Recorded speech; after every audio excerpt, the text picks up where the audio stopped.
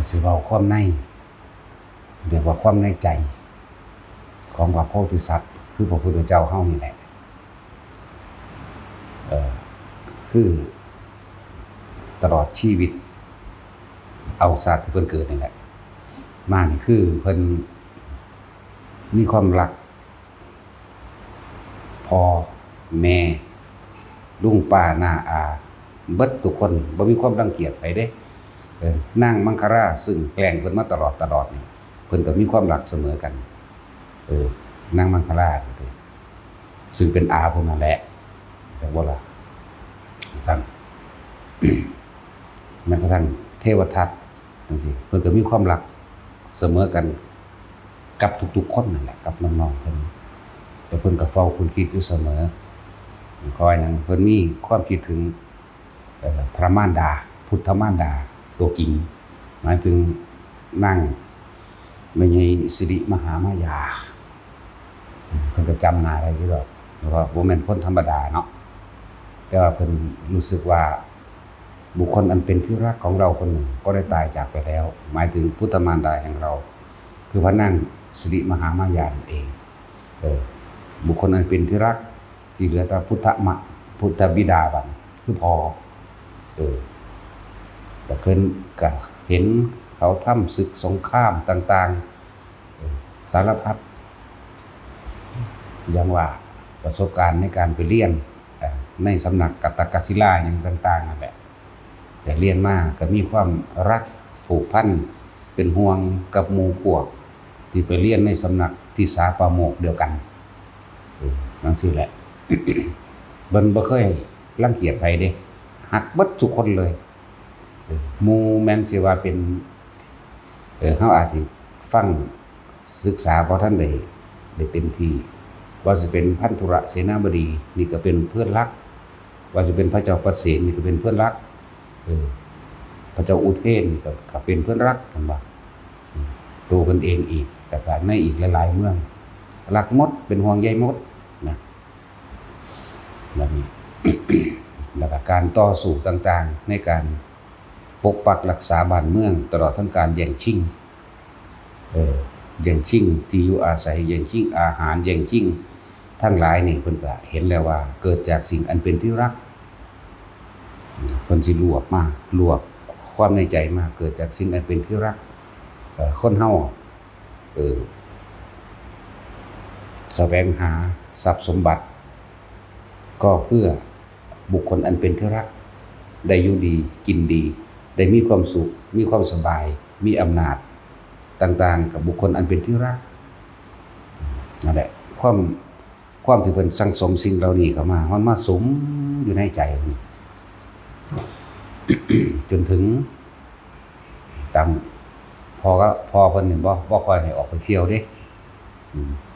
เพราะว่าย่านไปเห็นเหตุเห็นคนแก่เห็นคนเจ็บเห็นคนตายจังซี่นะเพราะมันสิเป็นสิ่งที่สะเทือนใจเพิ่นก็เลยคนแก่นี่บ่ค่อยมีในเมืองพ่อกับแม่นี่แม่กับแม่ประชาบดีโคตมีนั่นแหละผมงอกแล้วก็ยอมไว้เด้จากว่าล่ะคือบ่อยากให้เห็นให้คิดว่าอยู่ในเมืองนั้นมีแต่ความสนุกสนานและความเพลิดเพลินกับความเป็นคนหนุ่มคนสาวเต็มอยู่ในเมืองนั่นแหละบ่อยากให้ไปเห็นคนแก่คนเจ็บคนตายให้เข้าใจว่าบ้านเมืองนี่เป็นแบบนี้ชีวิตของคนเป็นแบบนี้เป็นแบบว่าบ่มีคนแก่คนเจ็บคนตายเป็นแบบว่าเป็นคนหนุ่มตลอดแล้วก็มีความสนุกสนานเพลิดเพลินบันเทิงจังซั่นสร้างปราสาท3ฤดูให้ฤดูร้อนก็อยู่ปราสาทนี้ชื่อว่าจังซี่ลืมชื่อแล้วฤดูหนาวปราสาทนี้ฤดูฝนปราสาทนี้จัดนางสนมใส่แต่ละปราสาทเด้รวมแล้วก็ 74,000 คนนางสนมมีมเหสีใหญ่คือพระนางพิมพานั่นแหละ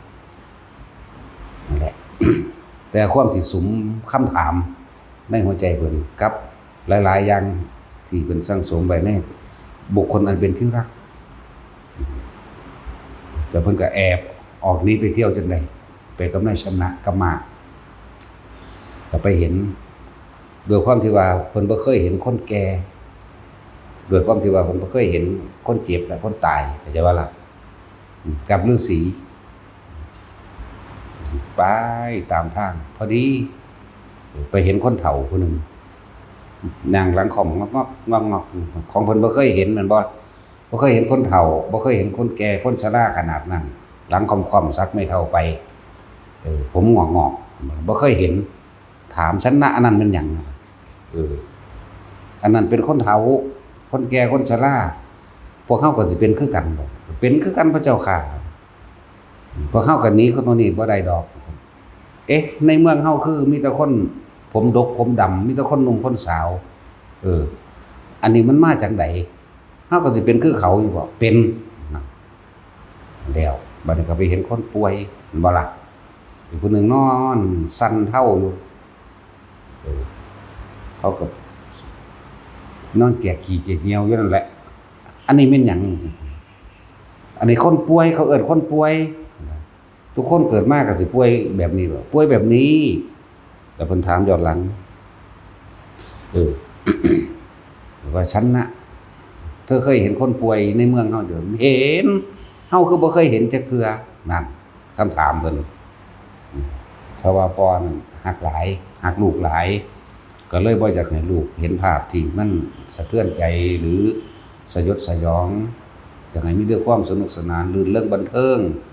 บ่อยากให้มาเห็นสิ่งที่เฮ็ดให้เศร้าใจหมองใจนี่ปึ๊บเข้ามาเห็นว่าพ่อรักลูกเช่นนี้เห็นป่ะตัวเพิ่นเองก็รักพ่อรักแม่รักในญาติๆของเพิ่นเองก็เหมือนกันต่อไปเห็นเขากำลังเผาคนตายที่บ้านบ่แม่นเรื่องเทพนิมิตเด้อบ่แม่นเทวดานิมิตเข้าใจบ่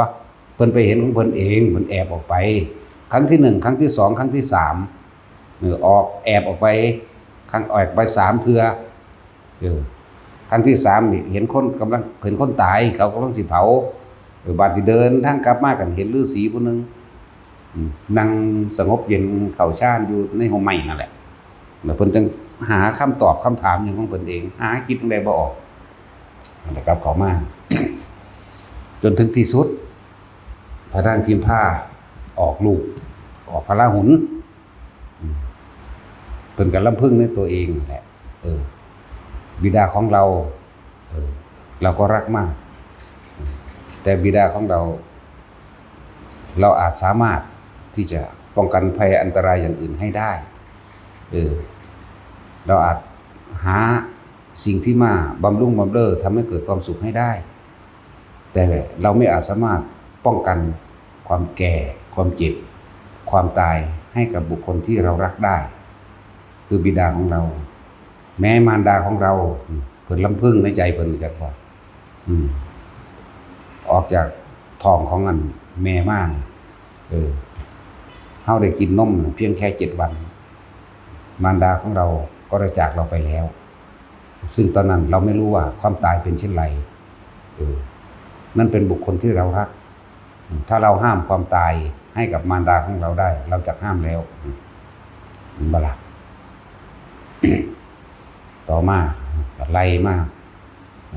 พันหานางคือนางพระเจ้าบดีโคตมีเราก็รักสุดซึ่งดุจดังมารดาของเราจนเราเข้าใจว่าเป็นมารดาผู้อุ้มท้องเรามาคนขนาดนั้นถึงกับไล่ไปถึงความรักไล่ไปถึงว่าคนทั้งหลาย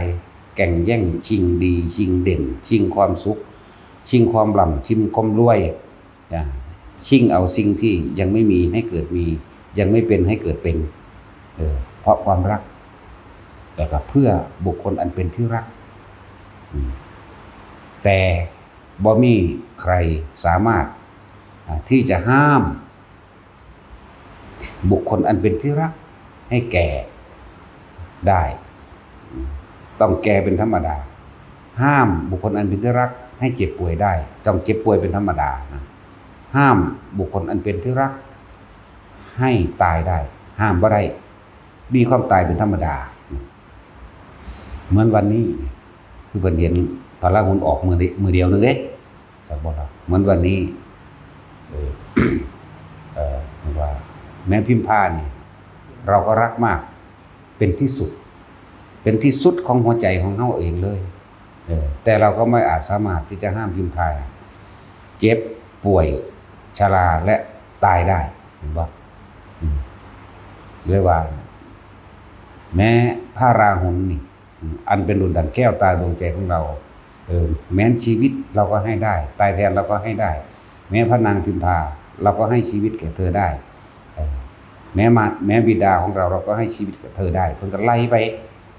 แม้น้องชายแม้น้องสาวเพิ่นก็ไล่ไปคือพวกพระอนุรุทธะมุนี่แหละคือพระอานนท์จังซี่ล่ะเป็นน้องๆเพิ่นอยู่แล้วอันบ่ล่ะ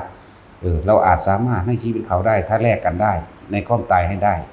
เนี่ยบุคคลที่รักนี่แหละเราไม่อาจสามารถป้องกันความเจ็บและความตายให้กับบุคคลอันเป็นที่รักได้เลยจำเราต้องออกหาวิธีเพื่อที่ป้องกันไม่ให้มีความแก่ไม่มีความเจ็บป่วยแล้วก็ไม่มีความตายให้เกิดขึ้นได้หรือว่าที่จากกันไปใช่ว่าไม่รักสุดซึ่งรักสุดหัวใจรักทุกๆคนเสมอด้วยชีวิตของเราเองแต่เราไม่อาจสามารถที่จะป้องกันความแก่ความป่วยและความตายให้บุคคลอันเป็นที่รักให้เราได้จำเราต้องไปหานั่นแหละที่แรกว่าสิเขาไปยกเอาพระราหุลซึ่งนอนอยู่ในอกแม่น่ะถ้าเฮาเข้าไปยกขึ้นมาแม้แต่เข้าไปจุมพิษแม้เพียงสักครั้งหนึ่งเขาก็จะตื่นก็จะเป็นการคัดขวางการออกพิเนศกรรมของเราก็เลยเบิ่งยุดหน้าประตูจากก็ละนี่คือความในใจของเพิ่นพอเข้ากับคิดเขามาเอาที่เปรียบเทียบตัวเองที่ความรักเริ่มต้นจากคนสองคนสักก่อนระหว่างผัวเมียกันนี่แหละเมียก็หักผัวก็หักเมียบ่อยากให้ผู้ใดมารังแกทำร้ายจิตใจหรือทำให้ลำบากตกทุกข์ได้ยากต่างคนกับต่างสุดซึ่งกันและกันจากหาสิ่งที่มาบำรุงบำเรอให้เกิดความสุขสบายให้เกิดความบ่ให้มีความเศร้าหมองอยากให้มีความสนุกสนานเพลิดเพลินอยู่จังซั่นตลอดการทุกเมื่อบ่ล่ะความรักจึงเรียกว่าความรักใคร่พอใจในรูปในรสในกลิ่นในเสียงในสัมผัสทางกายและเกิดอารมณ์ความพอใจที่นี่เราคิดถึงตอนเขาเป็นหนุ่มสาวบ่มีผู้ใดอยากให้ผู้ใดเฒ่าเลยอยากให้อยู่จังซั่นแม่นบ่บ่แม่นว่าผู้ใดผู้หนึ่งอยากให้ผู้ใดผู้ผัวก็บ่อยากให้เมียแก่ชราอยากให้เป็นอมตะอยู่จังซั่นอยากให้แช่อยู่อย่างนั้นไม่มีความเจ็บความปวดความป่วยชราและบ่มีความตายพร้อมอยากให้อยู่เช่นนั้นเป็นอมตะคงทนอยู่เช่นนั้นผู้ผัวก็เหมือนผู้เมียก็เหมือนกันบ่อยากให้ผัวน่ะแก่เฒ่าชราเหมือนกันบ่ให้เจ็บให้ปวดตายเหมือนกันนั่นแหละโดยความอยู่ร่วมกันมาเกิดได้ลูกได้เต้าบัดนี้ก็รักบุตรเหมือนกันบัดนี้ก็ได้ทั้งลูกหญิงทั้งลูกชายรักเสมือนดวงตาดวงใจเหมือนกันบ่อยากให้ผู้ใดมารังแกเบียดเบียนทำลายข่มเหงใดแดงทั้งสิ้นอยากให้มีความสุขสนุกสนานอยู่จังซั่นตลอดอยากเห็นเขาสนุกสนานจังซั่นตลอดบัดนี้กล่าวย้อนขึ้นไปแม้นมารดาบิดาของเราก็เหมือนกันแม่นบ่ล่ะกล่าวย้อนขึ้นไปมารดาบิดาของเราเฮาก็นั่นคือเป็นทั้งรักทั้งเคารพทั้งบูชาทั้งกตัญญูคืออยากหาสิ่งมาบำรุงเลี้ยงมารดาบิดาให้ความอิ่มหนำสำราญและพอใจบ่จะให้เจ็บไข้ได้ป่วยแล้วครับบ่ให้อยากให้ตายเหมือนกันก้าวไปอีกทั้งปู่ย่าตายายแม่นบ่ล่ะก้าวเข้าไปอีกก้าวย้อนขึ้นมาว่าบัดนี้เฮาได้ลูกบ่ว่าจะเป็นลูกหญิงหรือลูกชายรักเสมอกันบ่อยากให้ผู้ใดเจ็บไข้ได้ป่วยบ่อยากให้ผู้ใดลำบากและบ่อยากให้ผู้ใดพลัดพรากบ่อยากตายจากกันเลยแม้นได้ลูกได้หลานได้เหลนจิตใจนี่บ่เคยตายจิตใจนี่บ่เฒ่ารู้สึกว่าตัวเองเป็นหนุ่มอยู่จังซั่นเหมือนกับว่าจะหาได้แต่ว่าร่างกายไม่ให้แล้วนั่นนี่แหละคำว่าเป็นลำพึงทำวันนี้เฮาสิกล่าวย้อนในชีวิตปัจจุบันของพวกเฮาก็ได้ ต่อเฮาเลี้ยงลูกกำลังเป็นตาหัก2 ปี3 ปีหรือ4 5 6 ปีก็สั่งเถอะมันหักเบิดนั่นแหละเนาะถ้าเกิดว่ามีบุคคลผู้ใดผู้หนึ่งมาทำร้ายรังแกบุตรของเราโกรธไหมโกรธเกลียดอาฆาตแม่นบ่ถ้าเกิดว่าลูกของเฮาเรียนบ่เก่งคือลูกเขาน้อยใจอยากให้ลูกเก่งอยากให้ลูกเด่นอยากให้ลูกดังอยากให้ลูกดีทุกคนเลยนะบ่ล่ะแม่นหลานก็เหมือนกันนั่นแหละ แล้วก็ทุกคนก็ดิ้นรนแสวงหาให้ได้มาซึ่งโภคทรัพย์ความร่ำรวยเงินทองความมียศถาบรรดาศักดิ์ความมีที่ดินมากและความทุกอย่างที่เอื้อเมื่อความสะดวกสบายดิ้นรนเพื่อให้บุคคลอันเป็นที่รักนั่นแหละคือทุกคนก็เป็นอยู่แล้วบัดนี้อันเป็นบุคคลอันเป็นที่รักผู้มีพระคุณแก่เราอย่างเช่นมารดาและบิดาถ้ามารดาและบิดาของเราถูกรังแกทำร้ายโกรธไหมโกรธเกลียดอาฆาตถ้าฆ่าได้ก็ฆ่าเห็นบ่ล่ะถ้าทำยังได้ในการที่จะเอาชนะเพื่อเกิดความสะใจนี่ก็ต้องทำแม้นปู่ย่าตายายแม้นคนในตระกูลบัดนี้ไล่ไปเลยแม่นบ่ล่ะไล่ไปเลยจึงบอกว่าทุกคนนั้นมีความรักถึงนึกว่าที่เฮาบ่เข้าใจคำว่าทุกข์เกิดจากสิ่งอันเป็นที่รักเนาะแต่ว่าทุกข์เกิดจากสิ่งอันเป็นที่รักแต่ว่าเราก็ไม่อาจสามารถป้องกันให้บุคคลอันเป็นที่รักไม่ให้เจ็บป่วยไม่ให้แก่ไม่ให้ตายได้เลยแม่นบ่นั่นแหละที่เป็นหยังพระพุทธเจ้าเฮาจึงจำต้องจากจำต้องลาบอกว่าจากกันไปใช่ว่าไม่รักสุดซึ่งหัวใจนั่นแหละแต่ว่าจะไปหาวิธีที่แนวทางเพื่อที่จะมาป้องกันไม่ให้มีความเกิดความแก่ความเจ็บและความตายอีกไปทั้งที่รักนั่นแหละบ่ว่าจะเป็นมารดาและบิดาบ่ว่าจะเป็นน้องๆบ่ว่าจะเป็นพี่ๆลุงป้าน้าอาตาต่างๆไปถึงแม้ว่าเราจะรักบุคคลทั้งหลายเหล่านี้เพียงใดก็ช่างแต่เราไม่อาจสามารถป้องกันความแก่ความเจ็บความป่วยและความตายให้ได้นั่นแหละบัดนี้พวกเฮาสามารถป้องกันได้อยู่บ่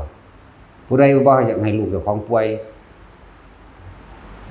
บ่มีผู้ใดอยากให้ลูกป่วยบ่มีผู้ใดอยากให้พ่อแม่ป่วยบ่มีผู้ใดอยากให้พ่อแม่เจ็บปวดในคำว่าบุคคลอันเป็นที่รักบ่มีเสียเลยบ่ว่าลูกบ่ว่าหลานบ่ว่าปู่ย่าตายายบ่ว่าลุงป้าน้าอาตลอดทั้งเพื่อนฝูงญาติสนิทมิตรสหายคือบุคคลอันเป็นที่รักเห็นบ่ที่รักที่พอใจนี่แต่ว่าพวกเจ้าหาแนวป้องกันให้เขาได้บ่บ่ได้ธรรมชาติเป็นเช่นนั้นธรรมชาติเกิดธรรมชาติแก่ธรรมชาติเจ็บธรรมชาติตายนี่คือธรรมชาติของมันนั่นแหละจึงบอกว่าเมื่อพระพุทธองค์ไปถึงขนาดตรัสรู้แล้วเผยแผ่ธรรมะอยู่ตั้งหลายพรรษาหลายปีเพิ่นก็เมื่อเพิ่นประกาศพระสัทธรรมหมุนจักรคือธรรมให้แก่หมู่ทั้งมนุษย์และอมนุษย์ได้รู้ได้ทำได้เห็นความจริงนั่นเองยอมรับตามความจริงนั่นเองจนเกิดกลายว่ามีพระอรหันตสาวกเป็นเรือนหมื่นเรือนแสนแล้วเพิ่นจะหวนระลึกนึกถึงบ่หวนระลึกนึกถึ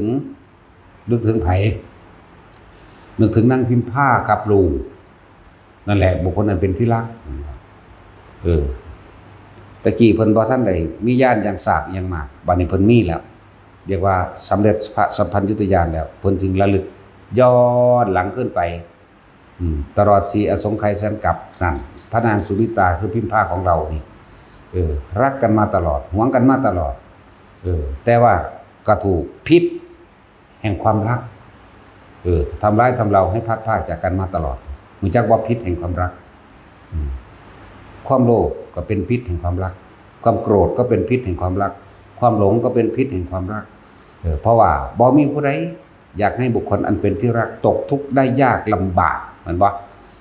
จึงมีการฆ่าลักกล่าวตูใส่ร้ายโกหกทำให้ผู้อื่นเสียชีวิตและทรัพย์สินนี่จึงก่อเกิดกรรมและเป็นวิบากกรรมร่วมกันมาทั้งนั้นนางเสวยชาติเป็นนางสุมิตราได้ปรารถนาเป็นคู่ชีวิตแห่งเราเป็นบุคคลอันเป็นที่รักแห่งเราเราสำเร็จสัพพัญญุญาณนี้ได้มาเพราะนางสุมิตราซึ่งชาตินี้ชื่อว่าพิมพาแล้วนะมีเพิ่นหัวระลึกนึกถึงและก็ตลอดทั้งกันหาราชานีเพิ่นก็ไล่ไปเด้ถึงสุดท้ายล่ะอีกอย่างหนึ่งครับบุคคลอันเป็นที่รักที่ห่วงใยเราดังแก้วตาดวงใจแม้ชีวิตก็ให้เราได้คือพุทธบิดาแห่งเราแม้นมารดาคือนางประชาบดีโคตมีแม่เลี้ยงเพิ่นเป็นน้องสาวของนางสิริมหามายาเด้แม่เลี้ยงกับซ้ำแม่กิงนั่นแหละทั้งที่เพิ่นเองก็มีลูก2คนเด้แต่รู้สึกว่าเหมือนกับว่าได้ทุ่มเทความรักให้กับเราเพียงคนเดียวเข้าใจว่าล่ะแม่เลี้ยงก็ดีเราเพิ่งคิดแล้วลึกถึงแล้วอีกอย่างหนึ่งพอก็ทรงมาหมายถึงทรงพวกเสนาอมาตย์ทหารบริวารทั้งหลายมาถึง10 ครั้งใจว่าล่ะ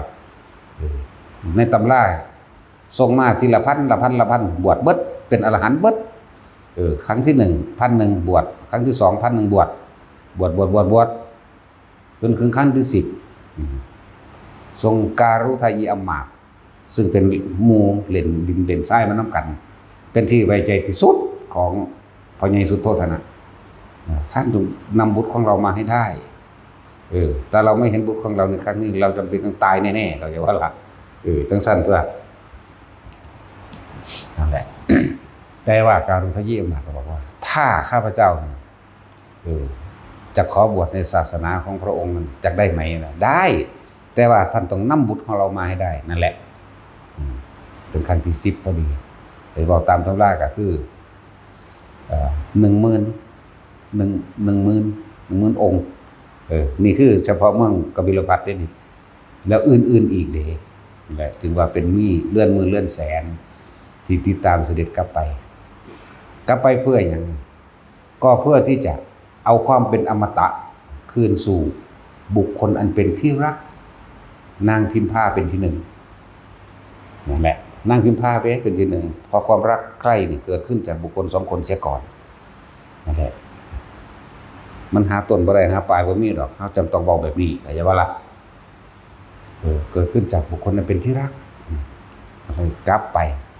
แล้วเพิ่นบ่ได้ฟ้าวไปเด้เพิ่นสิค่อยๆไปเพื่อหมุนจักคือธรรมนั่นเองเรียกว่าแสดงความเป็นจริง แสดงความจริงไปตามทางนั่นแหละแล้วก็ได้ภาษาวกต่างๆไหลติดตามไปเป็นแสน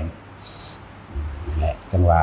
นี่คือความในใจของพระบรมโพธิสัตว์ที่หลายๆคนคาดคิดมาถึงว่าเป็นแบบนี้ใช่ว่าล่ะเพิ่นจึงถ้าจะพูดถึงย้อนหลังกลับไปกุละตอนที่เป็นสุเมธาดาบทหรือที่เลยสุเมธาดาบทสิมีความรำพึงหรือระลึกเรียกว่าจิตประวัตินี่มันสิระลึกว่าทุกทั้งหลายเกิดขึ้นจากบุคคลอันเป็นที่รักแต่เฮาบ่อาจสามารถป้องกันบุคคลอันเป็นที่รักให้ไม่แก่ไม่เจ็บและไม่ตายได้เพิ่นจึงทำทุกวิถีทางในการที่จะค้นขวายนำเป็นผู้นำกับบุคคลอันเป็นที่รักทั้งหลายได้บัดนี้บ่แม่นทั้งหน่อยเด้ไม่ใช่ว่าอะไรทั้งหลายจึงทำทุกวิถีทางแม้สิ่งที่กระทำนั้นจะทำให้ตัวเองตกนรกก็ทำจะทำให้ตัวเองมกไหม้ในมหาเวทีก็ทำเด้คิดเบิ่งว่าเพิ่นฮักทุกคนเสมอกันถ้าจะเปรียบแล้วพวกเข้าใจว่าระหว่างเทวทัตซึ่งเป็นคู่อาฆาตฆ่ากันได้คู่อาฆาตเด้บ่แม่นคู่ก่อควรเด้ความรักระหว่างเทวทัตกับพระราหุลพระองค์นั้นรักใครมากกว่ากันพวกเขาสิตอบคันเดียวกันเลยต้องรักลูกมากกว่าแม่นบ่แต่ว่าบ่เป็นเช่นนั้น ระหว่างราหุลกับเทวทัตเรารักเสมอกันดุจดังตัวเราเองนั่นเห็นบ่ล่ะแล้วเพิ่นจังเสียสละตัวเองมาตลอดเสียสละตัวเองเพื่อหยังเพื่อประคองเอาบุคคลอันเป็นที่รักทั้งหลายได้บัดนี้ให้เข้าสู่สัมมาทิฏฐินี่เห็นบ่เพิ่นจึงเวลาเพิ่นแสดงธรรมวิธีจะทำให้สิ้นกรรมหรือว่าพ้นออกจากวัฏสงสารนี้ก็เรียกว่ามรรคมีองค์8เป็นหนทางแห่งความสิ้นกรรมพ้นไปจากวิบากกรรมก็ว่าพ้นจากวัฏสงสารก็ว่าจึงว่าแต่ละคนพวกเฮาการจะดินได้ฟังเป็นสิ่งที่สำคัญเพิ่นจึงเอิ้นเอาขึ้นก้อนโมว่าสุตตมัญญปัญญาสุตตะคือการได้ยินได้ฟังเรื่องราวต่างๆตามความเป็นจริงทำให้เกิดการใคร่ครวญคิดพิจารณามยะใจมยะนี่มโนไมคือใจทำให้เห็นแจ้งรู้แจ้งตามความจริงได้เรียกว่าสุตตมัญญปัญญาสำคัญเมื่อการได้ยินได้ฟังมีการเปรียบมีการเทียบเมื่อเปรียบมีการเทียบแล้วก็มีการสรุปความเห็นผู้เห็นผิดก็เห็นผิดไปผู้เห็นถูกก็ถูกเข้าใจว่าล่ะอะไรจึงเรียกว่าสุตตมัญญปัญญาเพิ่นจึงว่าเอานำว่าถ้าเฮาเห็นตามความเป็นจริงนะเดินมรรคมีองค์8หนทางนี้ชื่ออะไรมรรคมีองค์8มรรคก็แปลว่าหนทางแนวทางการประพฤติตนทั้งความคิดทั้งกายและวาจานั่นเองนะคือแนวทางความประพฤติตนอันเป็นหนทางให้พ้นจากความทุกข์พ้นจากความเกิดแก่เจ็บและตายพ้น ทุกคนถามตัวเองรักลูกทุกคนเนาะแต่ว่าในความรักลูกทุกคนป้องกันความเจ็บป้องกันความแก่ป้องกันความป่วยป้องกันความตายให้ลูกได้บ่แสวงหาเงินมาทุกยศทุกอย่างเพื่อหยังเพื่อบุคคลอันเป็นที่รักจังว่าบัดเพิ่นย้อนกลับไปเมื่อเสด็จเข้าไปสู่เมืองแล้วพอเพิ่นได้ฟังแล้วได้ฟังธรรมแล้วก็บรรลุโสดาปันตามลำดับที่แรกนี่จึงสร้างสวนป่านี่หยังล่ะนิโคธารามนั่นบ่ฮึที่เรื่องสั้นน่ะสร้างให้หมู่ภิกษุนั้นอยู่มาถึงบทของนางพิมพามันครับนางพิมพาเพิ่นก็น้อยใจเนาะน้อยใจเด้ตามพวกหมู่พราหมณ์ทั้งหลายเขาได้ทำนายว่านางพิมพาเนี่ยเป็นคนมีบุญเป็นคนที่มีสิริมาเกิดอยากว่าล่ะเป็นหญิงที่มีสิริเป็นผู้มีบุญมากยิ่งกว่าใครไม่มีหญิงใดจะเทียบได้นั่นแหละแต่เพิ่นน้อยใจตอนผัวเพิ่นป่าเพิ่นเข้าใจว่าผัวเพิ่นบ่มักบ่ฮักแต่สิเว้าว่าเพิ่นน้อยใจนั่นแหละลำพึงลำพันพวกสงสัยพวกหมู่พราหมณ์ทั้งหลายสิหมดความขังความศักดิ์สิทธิ์แล้วมั้งสิมาเคยทักทำนายเฮาไว้ว่าเป็นหญิงผู้มีสิริเป็นหญิงที่ปุณณสิริเป็นผู้มีบุญมากที่ได้มาเกิดคู่กับพระมหาบุรุษแบบนั้นแบบนี้สงสัยเราเนี่ยเป็นโตการกินีอย่างคิดไปน้อยใจนี่ก็เองพระองค์คงจะไม่อยากเห็นเราละมั้งนะก็เลยยืนอยู่ทั้งหน้าต่างชี้ลงไปบอกนั่นพ่อเจ้าไปขอสมบัติจากพ่อเจ้าไปนั่นบิดาของเธอราหุลนั่นจงดูบิดาของเธอพระราหุลก็7 ปีแล้วเด้นั่นแหละ7 ปีเธอไปขอสมบัติจากมันบิดาของเธอนี่แหละแต่ว่าความคิดก็เลยต้องเอาจุดประกายเริ่มต้นเพิ่นเอาเรื่องนี้ลำพึงไปเนี่ยลำพึงกับเริ่มต้นจากสิว่าเริ่มต้นจากไผกับว่าพระราหุลก็ว่าได้ก็ว่าไม่เริ่มต้นจากพระราหุลดอกแต่ว่าในความนี้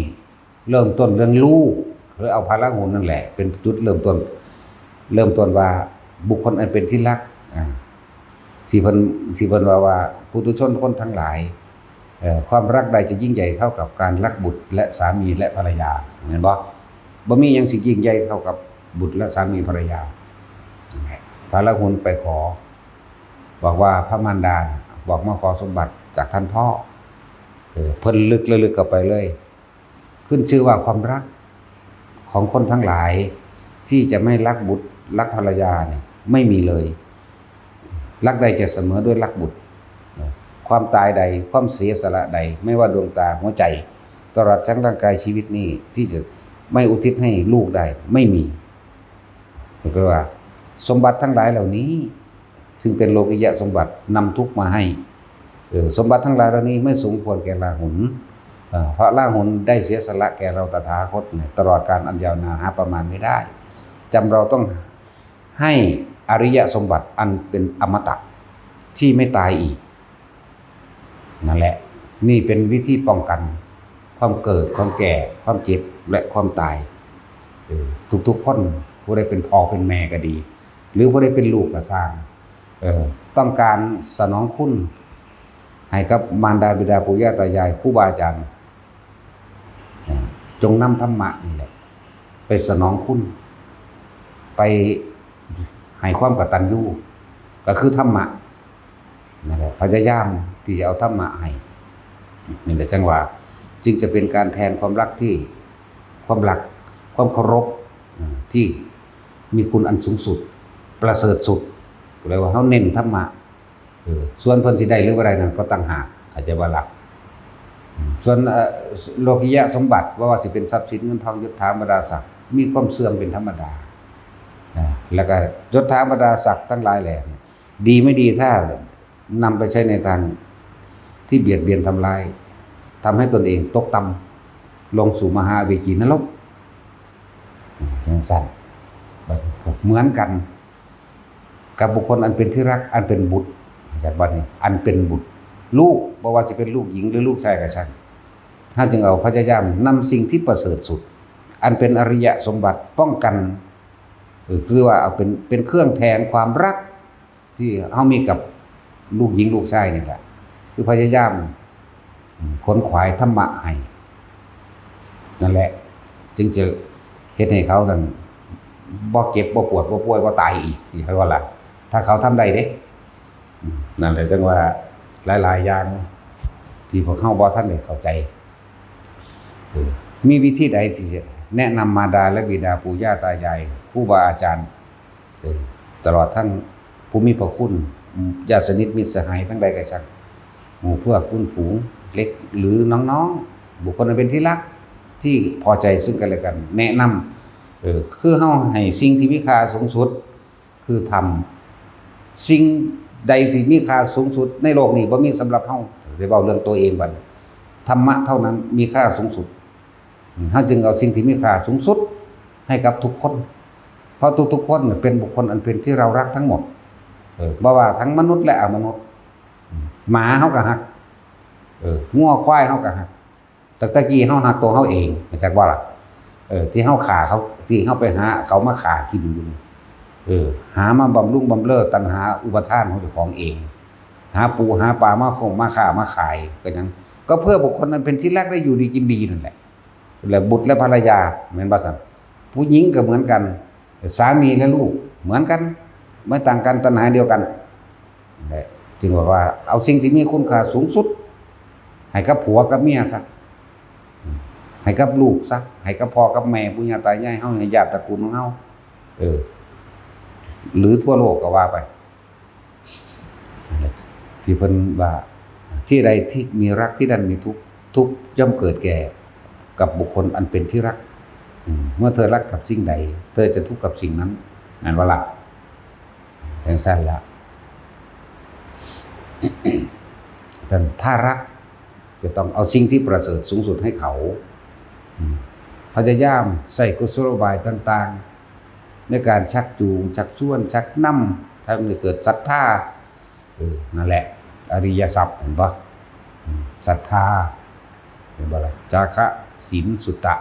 ปัญญาเห็นปะล่ะนั่นแหละคือว่าอริยทรัพย์ทำให้เกิดศรัทธาในธรรมคำสอนของพระพุทธเจ้าและพระสงฆ์ให้พวกเข้ามันแนะนำให้แต่ละคนให้ถือเอาทำเป็นใหญ่ความจริงเป็นใหญ่ตามก็เป็นจริง โดย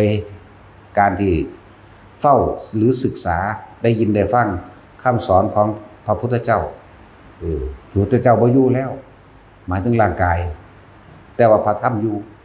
พระธรรมกับพระพุทธเจ้ากันเดียวกันละบัดนี้สิเหลือคงไว้เพราะได้เป็นกระบอกเสียงนี่เพิ่นเดี๋ยวนี้คือพระสงฆ์จึงว่าให้เลือกเฟ้นมองปฏิบัติเอาเด้อเลือกเฟ้นกับมัวพระสงฆ์ทั้งหลายที่สามารถแนะนำให้พวกเฮาเข้าถึงความจริงได้ส่วนพระสงฆ์ใดก็สร้างที่แนะนำไปทางเชื่อสิ่งศักดิ์สิทธิ์หรือมีผู้ดลบันดาลออกมาทันทีเลยเข้าใจว่าอย่าเสียเวลาเพราะเฮาเสียเวลามาหลายกับหลายกัดหลายอสงไขยนับประมาณบ่ได้แล้วนั่นแหละพ่อแม่ไผฮักลูกพยายามชักจูงลูกเข้ามาสู่ธรรมะนั่นแหละธรรมะนั่นแหละจะรักษาผู้ประพฤติธรรมเองเมื่อเขาประพฤติธรรมไปแล้วเฮาก็หายห่วงโลดจังซั่นลูกก็เหมือนกันแนะนำเอาพ่อเอาแม่ปู่ย่าตายายตลอดทั้งคนที่พอใจกันแนะนำเข้ามาหรือคนที่ไม่พอใจก็ช่างแนะนำไปคือสิ่งที่ประเสริฐสูงสุดคือธรรมเท่านั้นเขาจึงเห็นทุกอย่างเพื่อให้คนทั้งหลายได้รู้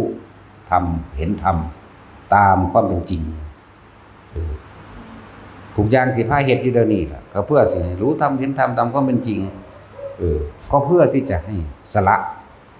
ความเห็นแก่ตัวเห็นบ่ล่ะคนเฮาคำว่าเห็นแก่ตัวมันลึกซึ้งเด้มันบ่แม่นธรรมดาเด้ผู้ตัวผัวเมียนี่หาอยู่หากินขาสัตว์ขางัวขาควายช้างม้าได้ทั้งนั้นเห็นบ่ฆ่าคนก็ได้ลักก็ได้โกหกทำให้ผู้อื่นเสียชีวิตทรัพย์สินก็ได้กินเหล้าเมายาก็ได้ม่อมเมาก็ได้เห็นบ่หรือยุยงส่งเสริมให้ผู้อื่นม่อมเมาก็ได้เพื่อที่จะเอาสมบัติเขามาหยังมาบำรุงเลี้ยงบุคคลนั้นเป็นที่รักของเรานั่นแหละจึงบอกว่ารักมันเหมือนธรรมดาเขาว่าเห็นแก่ตัวก่อนที่เห็นแก่ตัวก็เพราะว่ากับบุคคลอันเป็นที่รักเห็นบ่ล่ะเขาทำงานพ่อโกงเอากระอกกะโกงเด้เนาะผู้ใดเป็นข้าราชการมาก่อนอื่นนี่โกงไว้นั่นแหละพวกตำรวจทั้งโกงคักคือว่านี่กองนี่จับกินนั่นกินนี่เขาดีเห็นบ่ล่ะโกงมีกรรมกำลังนำเห็นบ่เป็นคนถือปัญญานี่แหละกรรมกำลังนำเห็นบ่ลูกก็หาเรื่องมาให้เสียเงินนะว่าเฮ็ดคือสิชนะเขาแต่ว่าบ่แม่นอันนี้เลยเอิ้นว่ากรรมนำท่านอกุศลกรรมให้ผลลูกผู้นึงก็หาตีแต่คนเสียแต่เงินเอาเข้าไปเป็นหยังก็อยู่บ่ได้โดนจังซั่นแหละนี่แหละเอิ้นว่ากรรมเวลามันให้ผลนี่จังซั่นแหละตามความหนักความเบาของมันเด้ถ้าอยากจบกรรมก็อย่าคิดสั่นก็จังว่าแต่ละคนพยายามเอาสิ่งที่ประเสริฐสูงสุดเอาอริยทรัพย์ซะให้เขาส่วนโลกียทรัพย์มันพอมีพออยู่พอกินอยู่ดอกผู้ใดก็เลยผู้ใดก็มีให้มีหน้าพอได้เฮ็ดอยู่เฮ็ดกินอยู่ดอกบ่ต้องไปผลักดันเขาว่าเห็นบ่พุ่นเขาได้เป็นในร้อยในพ้นในพันนั่นว่าเห็นบ่พุ่นเขาได้เป็นคู่เห็นบ่พุ่นเขาเป็นนั่นเป็นนี่เป็นหยังก็กินข้าวซ้ำตายนี่แหละนั่นบ่ล่ะขอทานก็กินข้าวไปซ้ำตายคุณนายก็กินข้าวไปซ้ำตายเศรษฐีมหาเศรษฐีก็กินข้าวไปซ้ำตายเนาะหาอยู่หากินก็หาไปตายนี่แหละสิหาไปหยังวะฉะนั้นบ่ต้องไปทะเยอทะยานอยากจนเกินไปเฮ็ดไปตามมรรคมีองค์8นี่ที่เว้าอยู่นี่คือมรรคมีองค์8ก็ว่าสัมมาทิฏฐิแปลว่าความเห็นถูกต้องตามความเป็นจริงโดยธรรมชาติสันโลกเป็นไปตามกรรมคือเหตุสิ่งใดได้สิ่งนั้นนั่นแหละเรียกว่าสันโลกเป็นไปตามกรรมก็ดีอย่าทำไปตามความเชื่อที่ว่ามีสิ่งศักดิ์สิทธิ์ดลบันดาลอย่าทำไปตามสิ่งทั้งหลายเหล่านั้นแต่เฮาเข้าใจเนี่ยว่าอย่าสุดโต่งให้ใช้ชีวิตเป็นกลางทุกคนเพิ่งสำรวมระวังเอาไว้แค่ว่าคนเฮามันก็แค่ให้กินซ้ำตายเพื่อหยังนี่เพื่อสิบังคับความโลภของเจ้าของเพื่อสิบังคับความโกรธของเจ้าของความหลงของเจ้าของให้เห็นตามความเป็นจริง เห็นบ่ล่ะ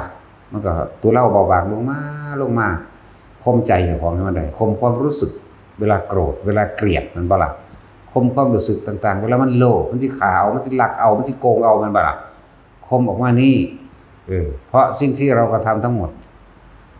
เราต้องรับเองทั้งนั้นมันบ่แม่นแค่ชาตินี้ชาติเดียวเด้กรรมทั้งหลายล้วนแล้วแต่มีเหตุมาจากอดีตเบิดเหตุปัจจโยอารมณปัจจโยอธิปฏิปัจจโยอนันตรปัจจโยสหชาตปัจจโยอัญญมัญญปัจจโยนิสยปัจจโยนี่ติดมาเป็นอุปนิสัยไปในทางที่บ่ดีก็บ่ดีไปเลยนั่นถึงบอกว่าพยายามฟังธรรมดูๆมันต้องสิเปลี่ยนอุปนิสัยได้ทำทั้งหลายคือสิ่งทั้งหลายทั้งปวงบ่ว่าสุขบ่ว่าทุกข์ได้มาหรือเสียไปสรรเสริญและนินทาโดยแล้วจะมีเหตุติดมาเป็นอุปนิสัยปัจจโยเห็นบ่ล่ะอุปคืออุบัติขึ้นนิสัยก็คือใจนั่นแหละนิสัยก็คือความรู้สึกเฮาเองนิสัยก็คือสันดานเฮาเองเลยแค่ว่านิสัยอุปนิสัยปัจจโยอารมณปัจจโยก่อขึ้นเกิดเข้าสู่อารมณ์ความรู้สึกนี่พอใจแล้วไม่พอใจอธิปฏิปัจจโยเป็นใหญ่นี่เห็นบ่เป็นใหญ่อธิใหญ่เป็นใหญ่ใจเป็นใหญ่ใจเป็นประธานสำเร็จได้โดยใจทั้งหมดก็ไล่ไปเบิ่งที่ละบาดถามทุกคนถามเจ้าของเด้อพวกเจ้าฮักลูกวัดอะไรอยู่นี่เห็นบ่อยากให้สิ่งดีที่สุดสำหรับลูกอยู่แล้วธรรมะเป็นสิ่งดีที่สุดศรัทธามั่งแนะนำให้เกิดศรัทธาในคำสอนของเจ้าแนะนำให้เกิดศรัทธาจากการได้ยินได้ฟังตามก็เป็นจริงนะจาคะสุตตะปัญญาศรัทธาอย่างสั่นแหละพยายามแนะนำสักส่วนถ้าหักเขาบ่อยากให้เขามาเกิดมาเจ็บปวดป่วยทุกข์ได้ยากอย่างอีกก็พยายามเอาอริยสมบัติคือทำให้เราจึงเว้าอยู่ประจำเขาเอาทำเป็นใหญ่เด้อเอาทำเป็นใหญ่เอาทำเป็นธรรมเจดีย์บ่หวั่นไหวโดยธรรมบ่หวั่นไหวออกจากความจริงเลยดุจดังผู้หิวภูเขาหินแท่งทึบดุจดังภูเขาหินแท่งทึบลมบ่อาจสามารถลมซ้ายลมขวาหรือลมมาในทิศทั้ง10ไม่อาจสามารถทำให้ภูเขาหินแท่งทึบนั้นหวั่นไหวได้แม้นใจของเราเองที่ตั้งอยู่ในธรรมก็ไม่อาจสามารถที่จะหวั่นไหวได้แม้นความตายมาถึงตายก็ตายไปเลยแต่ว่าบ่ยอมเอาธรรมมาล่อเล่นเข้าใจว่าล่ะบ่เอามาเล่นเด้เขาว่าแม้นทั้งว่าคนที่จับเฮามานี่สิตัดข้อเดียวนี่พระพุทธพระธรรมพระสงฆ์บ่มีจริงเจ้าเว้าเล่นก็ได้เขาสิไว้ชีวิตเจ้าบ่มีทางอยากว่าล่ะสละชีวิตเพื่อรักษาธรรมไม่มีทางมันถ้ากูสิฆ่ามึงซ้ำเนาะกูบ่ยอมมึงฆ่ากูก่อนดอกนั่นแหละสั้นแหละว่าถ้าจะหักลูกก็พาลูกเข้าสู่ธรรมะนั่นแหละหาอยู่ให้กินไปซ้ำนั่นแหละ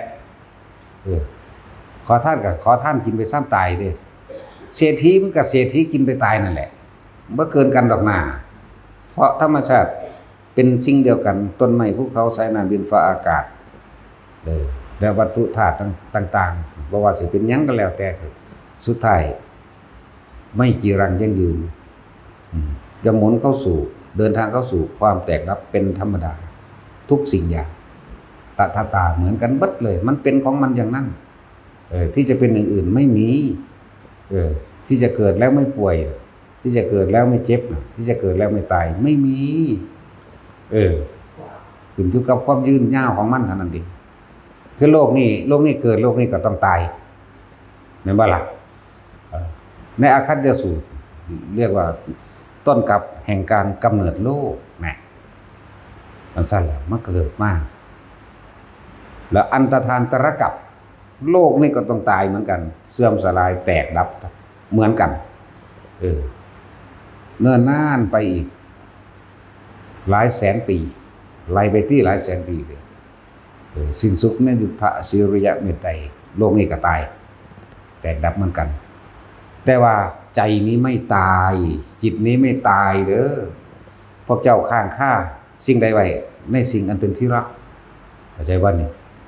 คนเฮาโกรธผู้อื่นก็เพราะมีเหตุอันเป็นจากบุคคลอันเป็นที่รักหรือสิ่งอันเป็นที่รักบุคคลอันเป็นที่รักเข้าใจดีแล้วปู่ย่าตายายพ่อแม่มารดาบิดาญาติสาโลหิตทั้งบุตรและภรรยาสามีเห็นบ่นี่คือบุคคลเป็นที่รักสัตว์อันเป็นที่รักก็มีช้างม้าวัวควายกระต่ายและหนูเห็นบ่สัตว์หนูเป็ดหนูตะเภาหนูตะหักอยู่เด้เนาะหรือว่าแม่นหนูซิ่งหนูขิวก็บ่เอาคนหักหมายบ่จังซั่นล่ะนะสัตว์อันเป็นที่รักหมายถึงว่าใช่เพียงแต่เท่านั้นยังมีอีกทรัพย์สินเงินทองอันเป็นที่รักวัตถุสิ่งของอันเป็นที่รักต้นไม้บ่หักก็มีเด้ที่แรกแต่ถ้ามีผู้ใดมาแย่งชิงเอาหักเด้แม่นบ่ล่ะสู้ว่าต้นแดงต้นนั้นมันอยู่ตะมันน่ะโค้งๆโง่ๆโลงๆเกงเลงเนาะบ่เป็นตาไปเห็นเฮือนดอกแต่เขามารักนี่ศูนย์ขึ้นรถเนาะมันเลยเกิดกลายเป็นสิ่งอันเป็นที่รักแม่นบ่ล่ะโหมันอยากไปเอาผิดเขารถเด้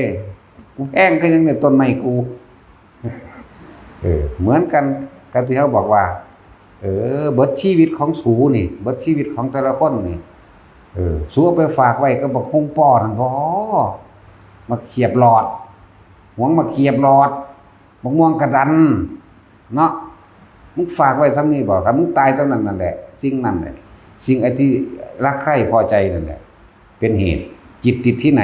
ติดที่มาเขียบหลอดศูนย์เขามารักอยากเอาชนะเขามันบ่ล่ะโมโหปึ้งปังเขาตีโฟ้ตีไฟเขาตีนไปของยาแพรกหัวฟาดพื้นตายซ้ำไปนรก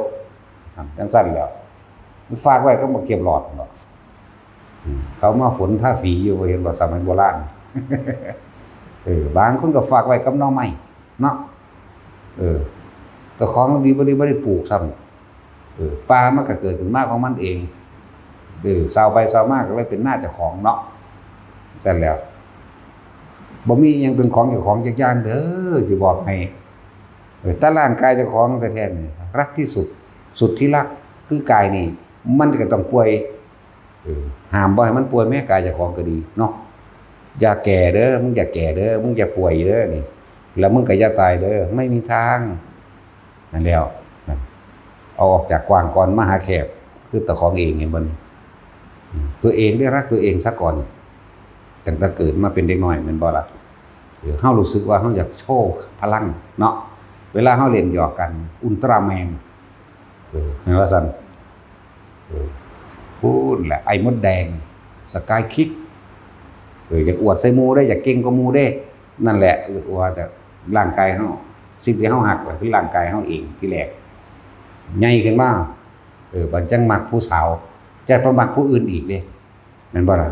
นั่นจากสิ่งอันเป็นที่รักอันหนึ่งคือร่างกายเจ้าของสิ่งอันเป็นที่รักคือร่างกายผู้อื่นผู้สาวผู้หญิงกับผู้เบานั่นแหละแม่นบ่ล่ะแต่จังซั่นล่ะนี่เป็นซองล่ะสิ่งอันเป็นที่รักที่สามก็เป็นลูกเป็นหลานบัดนี้ย้อนขึ้นหลังไปสิ่งเป็นที่รักที่มีมาโดยดังมารดาบิดาปู่ย่าตายายนี่แตกออกจากเริ่มต้นที่หนึ่งเขามาเกิดก่อนจังซั่นแหละต่อมากันรักเขาอีกหมามั่งวัวมั่งควายมั่งแมวมั่งนกขุ่มมั่งนกเขามั่งเนาะสิงโตหาเลี้ยงยากอยู่ดอกบอก เขาก็เลี้ยงอยู่ด้วยล่ะอย่างพวกเขา หมาแมวเลี้ยงปลาเลี้ยงไปกินดอกถ้าเขาลองคนมารักเบิ่งแม่แม่ว่าล่ะเป็นฟืนเป็นไฟขึ้นมาโลดสั่นตัว จึงว่าบัดนี้เฮามาเว้าเรื่องผัวเรื่องเมียเรื่องผัวเรื่องเมียนี่น่ะถ้าสิหันเข้ามาสู่ทางธรรมแล้วถ้าศรัทธาปัญญาความเห็นทัศนคติความเชื่อไม่เสมอกันไม่เหมือนกันอยู่ด้วยกันกับอยู่ด้วยแค่ว่าอาศัยเสพกามเข้าใจบ่หาความสุขไปในทางที่ว่าพอใจโดยธรรมยากสุดท้ายแล้วต้องเลิกกันเด้บ่และศรัทธาบ่เสมอกัน เมื่อศรัทธาไม่เสมอกันจาคะหมายถึงความเสียสละออกก็ไม่เสมอกันศีลก็ไม่เสมอกันปัญญาก็ไม่เสมอกันความเห็นบ่เสมอกันที่บอกว่าที่นี่เมียมาบัดเมียมาปฏิบัติธรรมผัวห่วงมันบ่ได้หักเจ้าเด้นั่นมันบ่ได้หักเมียมันเด้นั่นมันบ่อยากให้เมียมันได้สิ่งอันประเสริฐสูงสุดแม่นบ่ล่ะที่บอกว่าป๋าแม่มึงโลดป๋าแม่มันเลยมันคือบ่ป้องกันความเจ็บความปวดความป่วยให้เมียได้เนาะมันคือบ่ป้องกันความแก่ให้ได้มันคือบ่ป้องกันความตายให้ได้มันบ่ได้หักเฮาเด้มันหักตัวมันเองมันเอาไว้ครอบครองสนองตัณหามันเข้าใจบ่ล่ะจังซั่นแล้วว่าซั่นสิบอกป๋าแม่โลดผู้ใดมันนั่นน่ะแม่นบ่ป๋ากันตอนเป็นสุขกับป๋าตอนตายคือเก่าล่ะจังบ่ล่ะพวกคนภาคกลางเข้าใจบ่เดี๋ยวนี้คำว่าป๋าเนี่ยแปลว่าหยังไม่ใช่ป๋าเด้แปลว่าเลิกกันบ่แม่นเอาป๋าบ่แม่นแบบนั้นเด้แปลว่าเลิกกันเลิกแม่งเลยสัตว์ถ้าเลิกแล้วมันก็เศร้าเป็นสัตว์ตันตัวเนาะเลิกโลดเป็นสัตว์มันยังเลือกได้อยู่ดอกแต่ว่าไอ้เหี้ยนี่มันเลือกบ่ได้เป็นแต่ตัวแห้ตัวแล่นอย่างเดียวอันนี้เป็นยังในสุดท้ายแล้วทุกคนมันเจ้าสิหักกันปานใดก็สร้างเด้อให้เห็นความจริงเป็นไงทำสิไปว่าอีหยังกับคนที่บ่หักกันคำว่าหักของเฮาคือธรรมะเด้ฟังดีๆเด้อเฮาจะนำสิ่งที่ดีที่สุดคือพระธรรมพระสัทธรรมคือความจริงอันประเสริฐนี่เฮาให้กับทุกๆคนคือทุกคนเฮาหักเบิดเสมอด้วยตัวเฮาเองถ้าเอานิพพานให้ได้เอาให้เบิดแล้วเดี๋ยวนี้ว่าสันติวาบอกเฮ้ยกูจะเตะขึ้นโลดมันสิฮู้จักบ่ฮู้จักกระซังหรือมันสิเข้าใจบ่เข้าใจกระซังกูจะถีบขึ้นอันนี้มันบ่แม่นหยังมันสิได้ถีบลง ถ้าเอาให้ได้เอาให้เบิดแล้วอยู่นี่นั่นแหละถือว่ามันเป็นจะต้องแนะนำสั่งสอนและพยายามทำให้เป็นตัวอย่างของถ้าเฮ็ดเบิดทุกอย่างให้ท่านการเสียสละโดยวัตถุสิ่งของภายนอกอาหารยารักษาโรคตลอดทั้งที่อยู่อาศัยกำลังแรงกายนี่เป็นภายในเข้ามาแล้วก็ทุ่มสุดหัวใจให้แต่ละคนอีกเฮ็ดให้เบิ่งทำเป็นตัวอย่างดีกว่าคำสอนจากบ่ล่ะดีกว่าคำพูดเฮ็ดให้เบิ่งเป็นตัวอย่างเอาไปสำเนียกมันได้แต่ละคนพอเล็กน้อยเวลาป่วยคือบ่ป่วยแทนกันแทนได้อยู่บ่ล่ะเนาะจังซั่นแล้วนั่นแหละใครจะดอกก็จะมานำกันแต่ว่าอย่าตายใจเด้อย่าตายใจเด้คือสมชายเห็นบ่ตามธรรมดานี่สบายอยู่คือมันมานำกันผัวกับเมียเนาะเมียกูนั่งอยู่นั่นสบายว่าท่านได้หึงหวงจังดีว่าท่านได้คิดว่าเวลาอยากไปเชิงเขาเนี่ยว่าท่านได้คิดเด้แม่นบ่สมชายผู้เมียเพิ่นว่าท่านป๋าพ่อถ้าพ่อจะบวชได้เลยนะเป็นว่าล่ะทางนั้นทางผัวโอ้ยังเลยแวว ยังเลยว่าเด้มันเป็นความในใจได้มันหั่นแหละอีหลีนี่แหล้วเป็นจังซี่บ่แม่นก็เลยบ่น้อยอย่าตายใจเด้ขนาดบ่มีลูกเด้นั่นก็ยังปานนี้อยู่เนาะสิว่ายังก็พวกบ่มีลูกว่าดิมันต้องทั้งห่วงลูกทั้งห่วงทรัพย์สมบัติของลูกย่านเขามาซิ่งไปมีเบิดนั่นแหละสิ่งอันเป็นที่รักคือจากนั้นว่าทุกคนถามตัวเองมึงเด้อเฮาเอาอีหยังสิเป็นสิ่งประเสริฐสูงสุดให้ลูกได้บ่มีหยังสิประเสริฐเท่ากับธรรมะดอกเพราะว่าเฮาจะบ่ต้องกลับมารักษาหยังกับเขาอีกเมื่อเขารักษาตัวเขาเองได้โดยธรรมแล้วทั้งว่าเฮาถ้าระลึกถึงคำว่าพุทธคุณบ่แม่นแต่อิติปิโสภควาเด้คำว่าพุทธคุณน่ะพระพุทธเจ้าเฮาเริ่มสะสมบารมีมาตั้งแต่เกิดกลายเป็นนางสุทธิดามาพุ่นน่ะวิสุทธิดานั่นน่ะจนเท่าเดี๋ยวนี้แล้วคนตัวใดดูถูกปรามาสโอ้ยกูอยากเอาครีมนกเข้าดึงแขวออกที่ละเล่มซ้ำ มันมีจัก100 เล่มดึงแมงมือละเล่มซะก่อนนี่นู่นน่ะขนาดนั้นนี่คุณอันมหาศาลพุทธเจ้าฮักเฮาทุกคนเสมอกันแม้กระทั่งหมดดำหมดแดงกิ้งกึ่งกือและใส่เดือนเด้แต่ว่าตัวพวกเฮาเองบ่ฮักเจ้าของเนาะบ่ฮู้ว่าสิไปฮักแมวอยู่ไสซั่นแล้วฮักเจ้าของแน่เด้อถ้าเฮารักตัวเองเป็นแล้วทำตัวเองรู้ทางเห็นทางพ้นทุกข์ได้แล้วล่ะความว่ารักผู้อื่นเสมอด้วยตนรักตนเลยเสมอผู้อื่นมันบ่แม่นของยากเลยดังซั่นแหละทุ่มเทให้เบิดปกป้องคุ้มครองชีวิตของผู้อื่นเอาชีวิตตัวเองแลกเพิ่นก็เฮ็ดมาแล้วยอมตายเพื่อให้พวกนี้รอดเพื่อให้พวกนี้อยู่สุขสบายมั่งหรือไปคล้องสัมมาทิฏฐิมาเรื่อยๆประคองตนเองรอดพ้นจากอบายภูมิมาเรื่อยๆตัวเพิ่นเองตกสู่อบายภูมิก็เฮ็ดเด้เข้าใจว่าล่ะบางปราสาทขายักษ์ลากศพตะกี้มันจับคนไปขังไว้สิกินคือเขียดนี่เด้คือเฮาจับเขียดไปขังนี่เด้15 มื้อมันออกไปจับเอาทีนึงเด้กวาดใส่ของมาไว้มันก็ไปเทอักลาลงมันหิวก็ไปจับกินทีละตัว2ตัวแล้วสุดท้ายแล้วเพิ่นก็จะไปปราบเอาเห็นบ่เพิ่นฮู้อยู่เด้ว่าเพิ่นสิมีอายุแค่80 ปีเพิ่นฮู้อยู่เด้เพิ่นว่าเพิ่นตกตายจากสานี่สิตกนรกฮู้อยู่เด้แต่ว่าเพิ่นไปเฮ็ดเพิ่นรักษาคนเป็นล้านนั่นแหละขานึงได้ล้านเป็นตาขายอยู่หรอกขาร้อยเอาล้านกูก็ขาแมงคือกันเด้บ่ได้สะอ่อนเด้แต่เพื่อบุคคลเป็นที่รักที่จริงเขาก็รักทุกคนนั่นแหละแต่ว่าบุคคลทั้งหลายเหล่านี้ไม่เป็นประโยชน์เข้าใจว่าล่ะไม่เป็นประโยชน์ต่อผู้อื่นเป็นโทษทำร้ายทำลายดึงทำให้ผู้อื่นตกต่ำเหมือนดั่งตนสมควรขาหมดเอาเรื่องนี้ด้วยเฮา แต่ไม่ได้รังเกียจขาโดยผู้เบกขาเห็นเป็นบ่ได้นี่เนาะยากอยู่เด้แต่ง่ายสั่นแหละอันนี้มันเป็นของอาจินไตเด้อแน่จังสิมีต้นขาบางพระชาติเห็นบ่ก่อนสิมาเกิดเป็นเตไม่ใบแล้วนะตกนรกคือ 1,000 ปีนรกมันบ่ธรรมดาเด้ 1,000 ปีนรกซานี่เคล็ดลับเห็นบ่ล่ะจังมาทำเป็นเตไม่ใบนั่นเพื่อหยังเพื่อสิดึงคนทั้งหลายอันเป็นพ่อกับแม่นี่เข้าสู่สัมมาทิฏฐิจนเขาทดสอบทดลองไปจนว่าฮอด16 ปีจึงออกไปบวชบวชแล้ว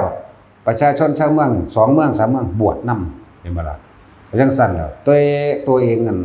เคยฆ่าพวกมิจฉาทิฏฐิมาแล้วนั่นตกนรกถึง 1,000 ปีนรกมันบ่ธรรมดาเด้แล้วก็มาดึงเอาพวก3 เมืองนี่เข้าไปบวชนำกันบวชทั้งเบิดละเมืองนั้นว่าสิมาตีลบเอาเมืองที่เวลาที่เพิ่นสละทิ่มออกไปเอ้าคือเป็นแนวนี้เหรอถามแล้วพระราชาบอกเกี่ยวกับใส่ไปบวชเบิดละพวกนั้นสงสัยบวชมันได้หยังมีคุณหยังนำไปแม่นบ่มันนำไปละถามความบวชมีความแบบนี้ก็ไปนั่นแหละเพิ่นก็สะสมมาตาพุ่นล่ะคนที่ขึ้นไปตกข้างอยู่ถึงสวรรค์พรหมโลกก็เลยที่เวลาเพิ่นแสดงธรรมจักรเป็นหยังคือบรรลุธรรมถึง180 โกฏนั่นบ่ล่ะ180 ล้านองค์คือบรรลุอรหันต์อยู่ข้างบนน่ะ180 ล้านอนาคาสกิทาคาและโสดานับประมาณบ่ได้และเข้าสู่รัตนตรัยก็นับประมาณบ่ได้เหมือนกันจังซั่นแหล้วคือเพิ่นเอามาตะพุ่นเด้เพิ่นเรียกว่าเพิ่นประกาศโพธิญาณมาตะพุ่นโพธิคือลมเงาแห่งความสงบสุขสงบเย็นมีสติปัฏฐาน4สัมมาปัฏฐาน4อิทธิบาท4อินทรีย์5พระหาโพธิ7มรรค8นี่แหละโพธิปักขิยะมันเป็นหนทางในการตรัสรู้จากว่าล่ะเพิ่นแสดงมาตะพุ่นโตเพิ่นเองบ่ยอมเข้าเบิ่งดูโตเพิ่นเองรู้อยู่เด้แต่บ่เข้าเพราะว่าสาระตนเองเพื่อบุคคลนั้นเป็นที่รักถามเจ้าของเมืองเด้อไผก็ดีว่าเนี่ยผู้ใดยังมีพ่อมีแม่ได้ดึงเข้าวัดก็ดึงบ่ได้ก็เปิดอันเสียงยัดเยียดใส่หูโลดจักว่าล่ะมันต้องมีแหละยามเพิ่นป่วย เปิดธรรมะนั่นแหละคนมันไปบ่ได้แล้วกระแทกหูอยู่เสมอมันก็อวยใส่ดอกเว้ยเนาะคือคนฟังที่เฮาแสดงธรรมเดี๋ยวนี้แหละเฮ้ยพระอันจังแม่นแมงเว้าบ่ม่วนเด้เนาะเฮาตื่มซ้ำกูบ่แม่นหมอลำน้องฟังกูแมงหยังคือกันเด้บัดนี้ฟังไปฟังมาถือใจก็มีเด้บัดนี้เนาะสั่งไปเลยผูกคอตายไปเลยก็ท่านนี่มีดอกเพราะว่าท่านได้เขียนจดหมายมาบอกจังซั่นก็มีนั่นแหละพี่พอมีแม่ปู่ย่าตายายยังอยู่เอาธรรมะพยายามเอาตัวนี้แหละตอบบุญแทนคุณมีลูกเต่าเราหลานอยู่ก็พยายามดึงเขาเข้ามาแต่ว่าจงวางใจอยู่อย่างหนึ่งเด้อวางจิตเป็นกลางเลยอย่าสุดโต่งเด้เข้าใจบ่ล่ะถ้าเขาไม่ทำเราก็ทำอะไรกับเขาไม่ได้นั่นแหละที่เพิ่นว่าให้มัชฌิมาวางจิตเป็นกลางเพราะสัตว์โลกเป็นไปตามกรรมเขากระทำสิ่งใดไว้เขาก็ต้องได้รับสิ่งนั้นเฮาบ่อาจสามารถจะไปแก้ไขจังใดแม้กระทั่งว่าลูกเฮารักสูงสุดเวลาเขาป่วยก็บ่อาจสามารถป้องกันความป่วยกับเขาได้เนาะเวลาเขาตายก็ไม่อาจสามารถป้องกันความตายให้กับเขาได้จึงมีวิธีวางจิตเป็นกลางเด้อมารดาบิดาก็เช่นกันปู่ย่าตายายก็เช่นกันลุงป้าน้าอาก็เช่นกันญาติสนิทมิตรสหายก็เช่นกันลูกก็เช่นกันหลานเหลนหล่อนเช่นกันหมดอันมีโลดธรรมดาศักดิ์ไผสิมีซะเด้อคือมีไปตายนั่นแหละเนาะดีไม่ดีคนที่ฉลาดมากทำบาปมากแต่ว่าคนที่ฉลาดมากถ้าหันมาโดยทำบรรลุเร็วเหมือนกันแต่ว่าละแต่ว่ามันน้อยหน่อยน้อยคือขนโคกับเขาโคนั่นแหละถามผู้ใดก็สิพ่อหูจักตัวงัวมีจักเขาสองมันบอกมีจักขนบัดนี้นับบ่ได้แม่นบ่ล่ะนั่นแหละคนที่ไปสวรรค์ไปจำนั้นแหละเท่ากับเขาโคส่วนคนที่ไปอบายภูมิเท่ากับขนโคคนฉลาดหรือคนฉลาดที่มียศถาบรรดาศักดิ์และที่มีอำนาจตัวเองเขาทำกันได้ย่อมรู้สึกว่าเก่งกว่าหมู่เหนือหมู่แต่ว่าถ้าใช้ไปในทางที่ผิดกับเหนือหมู่เหมือนกันเข้าใจว่าล่ะเหนือไปทางมหาเวกีเลยสั่นถ้าไปในทางนี่แต่มันหน่อยคนเดียวบรรลุเร็วหลายองค์ก็ดอกที่เขาจะแต่ว่าหลายนี่ครับมันก็นับได้หรอว่าผู้คนฉลาดเนี่ยมีอยู่นับได้ก็เพราะว่ากี่องค์ถูกทวารายก็ขนโคกับเขาโคนลักษณะนั้นแต่ว่าแต่ละคนถ้าเฮาเห็นคุณค่าของธรรมกับเห็นคุณค่าว่าบุคคลอันเป็นที่รักของเฮาเนี่ยจงนำสิ่งที่ประเสริฐสูงสุดให้กับเขาคือธรรมะมีเท่านี้ได้น่าจะเอาให้ได้สูงสุดนั่นว่าล่ะคือพระพุทธเจ้าบ่ได้มอบเมืองบ่ได้มอบวังบ่ได้มอบกรุงกบิลพัสให้เด้โลกิยะสมบัติทั้งหลายล้วนแล้วแต่จะเป็นเหตุให้สัตว์ทั้งหลายเวียนว่ายตายเกิดนะเขาบ่อาจสามารถจะพ้นทุกข์ไปได้เขาบ่อาจสามารถจะเอาตัวเองรอดไปได้จำเราเพราะคุณทั้งหลายตั้งแต่ละหนกับเราร่วมกันมานี่หาประมาณไม่ได้เราจึงจะเอาสิ่งที่ประเสริฐสูงสุดให้เขาแล้วเพิ่นจึงบวชให้เลยส่วนพอว่าท่านเข้าใจกับทั้งไห้ทั้งห้องมาแล้วบัดเนาะเห็นบ่ฮักลูกแต่ว่าบ่รู้ว่าลูกก็ฮักเพิ่นเหมือนกันนั่นแหละตั้งแต่เจ้าออกไปบวชพ่อก็เสียใจขนาดใดแล้วกินบ่ได้นอนบ่หลับบ่ล่ะนี่ยังมาเอาหลานไปอีกอันเป็นว่าสุดที่แรกดุจดังตาของเราอีกแหมแล้วเพิ่นจึงอธิบายให้ฟังเมื่อเพิ่นอธิบายให้ฟังแล้วก็เลยบรรลุโสดานั่นแหละลักษณะนั้นเพิ่นก็แทนคุณพ่อแม่เพิ่นได้แล้วนั่นบ่ล่ะแทนคุณแม่เพิ่นก็ไปเพิ่นเลยประเทศอยู่สวรรค์เพิ่นเลยครับประเทศอภิธรรม7นั่นแหละในตำราว่าบรรลุโสดาบันบรรลุกับบรรลุ